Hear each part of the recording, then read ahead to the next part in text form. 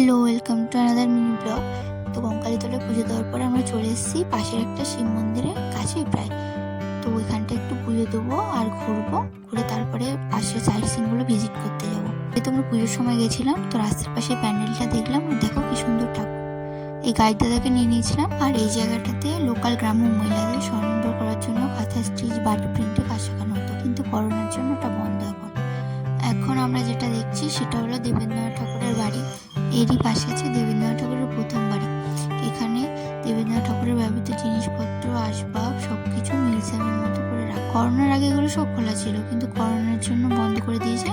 তারপর এটা সেন্ট্রাল গভর্নমেন্টের আওতায় হয়ে গেছে।